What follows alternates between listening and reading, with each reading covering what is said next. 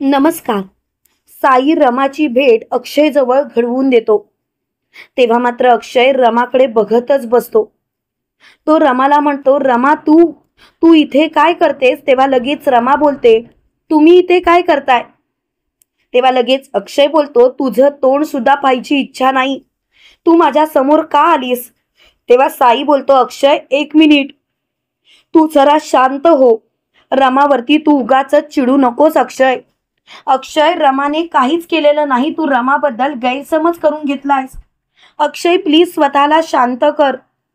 तेव्हा अक्षय बोलतो, कसा शांत करू साई? अरे तुम्ही दोघांनी माझ्या न कळत लग्न केलं. तेव्हा लगेच साई बोलतो, तुझं काही डोकं फिरलंय का अक्षय? माझं आणि रमाचं लग्न झालेलं नाही. उगाच रमावरती आणि माझ्यावरती असे गलिच्छ आरोप करू नकोस. रमा आज सुद्धा फक्त आणि फक्त तुझीच आहे आणि तुझीच राहणार. तिने माझ्यासोबत लग्न करण्याचा निर्णय घेतला, पण कितीही काही झालं अक्षय तरी सुद्धा मी तिच्यासोबत लग्न नाही करू शकत. कारण मला जोडीदार पाहिजे, पण त्या जोडीदाराचं मन जर का दुसऱ्या कोणामध्ये गुंतलेलं असेल तर माझा संसार कसा सुखाचा होणार तुम्हीच सांगा ना. तेव्हा अक्षय बोलतो, म्हणजे म्हणजे रमा आणि तुझं लग्न झालं नाही? तेव्हा लगेच साई बोलतो, अजिबात नाही. रमा आणि माझं लग्न झालेलंच नाही आणि कधीच होऊ शकत नाही, कारण रमाचं फक्त आणि फक्त तुझ्यावरती प्रेम आहे. रमा फक्त आणि फक्त तुझा विचार करते अक्षय. तेव्हा मात्र अक्षय बोलतो, रमा रमा हे सर्व काय आहे? आणि जर का तुला साईजवळ लग्नच करायचं नव्हतं तर तू मग माझ्यापासून लांब का आलीस? रमा बोल, विचार कर, मला नीट काय ते सांग. तेव्हा लगेच रमा बोलते, खरं सांगू, मी तुमच्यापासून कधीच लांब गेले नव्हते.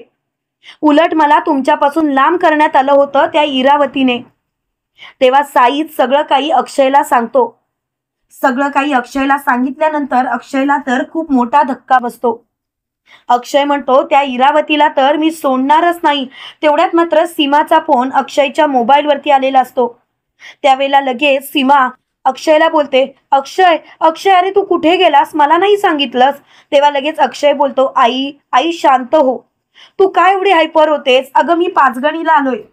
तेव्हा लगेच रमा बोलते, आईंचा फोन आहे, स्पीकरवर टाका ना, मला त्यांचा आवाज ऐकायचा आहे. तेव्हा लगेच अक्षय स्पीकरवर फोन टाकतो. तेव्हा तिकडून सीमा वेड्यासारखी बोलत असते, अक्षय माझी रमा कधी येणार? तू बोललास मला माझ्या रमाला घेऊन येणार. अक्षय माझी रमा कधी येणार? तेवढ्यात रमा अक्षयला विचारते, आई असं का बोलतायत? तेव्हा लगेच अक्षय बोलतो, तू गेल्यापासून आई अशीच वेड्यासारखी करते. वेड्यासारखं एका बाहुल्याजवळच बसून असते आणि त्यालाच रमा रमा अशी हाक मारत असते. तेव्हा मात्र रमाच्या डोळ्यात पाणी येतं आणि रमा बोलते, आई आई कशा आहात तुम्ही? तेव्हा लगेच सीमाच्या डोळ्यात पाणी येतं आणि सीमा बोलते, रमा रमा बोलतेस ना ग तू? तेव्हा लगेच सीमा बोलते, रमा थांब थांब, आणि ती सगळे दरवाजे लावते. दरवाजे लावल्यानंतर ती बोलते, रमा रमा अगं कुठे आहेस तू? मी तुझी किती वाट बघत होते रमा. रमा अगं ये ना ग इकडे. तेव्हा लगेच रमा बोलते, आई मी लवकरच येणार आहे तिकडे.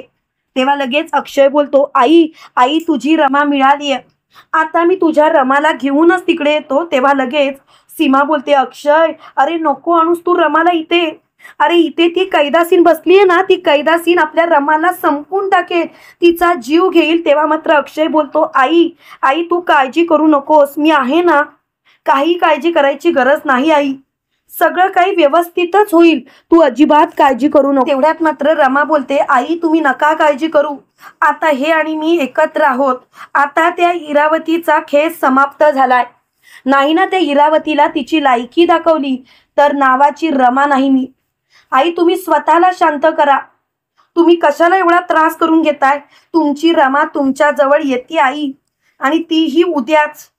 तेव्हा लगेच सीमा बोलते, रमा तू ये घरी, मी तुझा औक्षण करून तुला या घरात घेणार. तेव्हा लगेच रमा बोलते, चालेल तुम्ही सगळी काही तयारी करा, मी घरात येते, पण मी लग्न करून येते. तेव्हा मात्र साई बोलतो, रमा चालेल मी लग्नाची सगळी तयारी करतो. तेवढ्यात मात्र तिथे रमाचे वडील आलेले असतात आणि रमाचे वडील बोलतात, 1 मिनिट साई तुझ्यासोबत रमाचं लग्न ठरलंय आणि तू हे काय करतोस? तेव्हा मात्र अक्षय बोलतो, तुम्ही कोण? तेव्हा लगेच रमा बोलते, थांबा मी तुम्हाला ओळख करून देते. हे अण्णाभाऊ कर्णिक तुम्हाला तर माहितीच आहे. तेव्हा लगेच अक्षय बोलतो हो हो. तेव्हा लगेच रमा बोलते यांनीच मला आधार दिला. हे माझ्या वडिलांसारखेच आहेत, एवढंच काय तर वडीलच आहेत. तेव्हा मात्र रमाला खूपच आनंद झालेला असतो. त्यावेळेला रमा बोलते बाबा तुम्हाला मी एक सांगितलेलं ना की माझं लग्न झालंय म्हणून. बाबा हेच आहेत अक्षय मुकादम, त्यांची आहे मी बायको आणि आम्हाला एक मुलगी सुद्धा आहे. तेव्हा मात्र मोठ्याने अण्णाभाऊ कर्णिक बोलतात रमा तू काय बोलतेस? रमा तू जर का अक्षय जवळ गेलीस तर साईचं काय? रमा जरा विचार कर, त्या बिचाऱ्या पोराने काय करायचं? अगं इतकी वर्ष तो तुझी वाट बघतोय. तेव्हा लगेच रमा बोलते बाबा साईनीच यांना आणलेलं आहे माझ्या समोर. बाबा साईंचीच इच्छा आहे की मी यांच्या सोबत संसार करावा. तेव्हा मात्र लगेच रमाचे वडील बोलतात काय साई हे सर्व खरं आहे? त्यावेळेला साई म्हणतो हो, कारण रमाचं फक्त आणि फक्त अक्षयवरती प्रेम आहे. तिचा जीव फक्त आणि फक्त अक्षय मध्येच गुंतलेला आहे. ती दुसऱ्या कोणाचाही विचार करत नाही बाबा, आणि म्हणूनच मला तिच्यासोबत संसार नाही करायचा. रमा एक माझ्या चांगल्या मैत्रीण आहेत आणि कायम माझ्या मैत्रीणच राहायला पाहिजेत, बाकी काही नाही. तेव्हा मात्र लगेच रमा बोलते साई जोडीदार म्हणून तुम्ही कधीच माझ्या नशिबात नसाल, पण खरं सांगू का तुमच्यासारखा मित्र मात्र मला कायम स्वरूपी मिळावा. मित्र असावा तर तुमच्यासारखाच. साई तुम्ही प्रत्येक वेळेला माझ्या प्रत्येक गोष्टीमध्ये मला साथ केलेत आणि या गोष्टीचा मला खरंच आदर आहे. साई मी प्रत्येक वेळेला तुमचंच मित्र म्हणून पहिलं नाव घेईन. तेव्हा मात्र साई बोलतो अक्षय लक्षात ठेवा रमाचा खास मित्र मीच आहे, त्याच्याबद्दल तुझ्या मनात काही गैरसमज नाहीत ना? तेव्हा लगेच अक्षय म्हणतो साई प्लीज मला एवढं तू कन्फ्यूज करू नकोस आणि गिल्टी फील करून देऊ नकोस. माझा गैरसमज झाला, मला कळतंय. मी असं वागायला नको होतं, मला समजतंय, पण प्लीज प्लीज माझ्या मनाचा सुद्धा विचार कर. तेव्हा लगेच मोठ्यानी साई बोलतो आता संपलंय सर्व, मला आता कोणत्याच गोष्टीचा विचार नाही करायचा.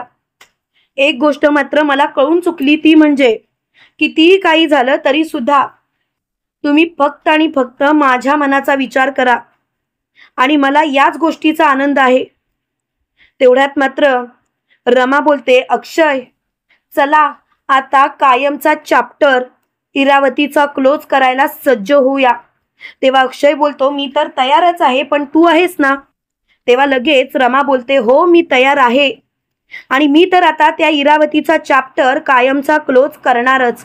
तुम्हाला काय वाटतं मित्रांनो, खरोखर इरावतीचा चॅप्टर कायमचा क्लोज होईल? कमेंट करून नक्की कळवा आणि असेच मालिकेंचे नवनवीन अपडेट पाहण्यासाठी व्हिडिओला लाईक आणि चॅनलला सबस्क्राईब करायला विसरू नका. थँक्यू.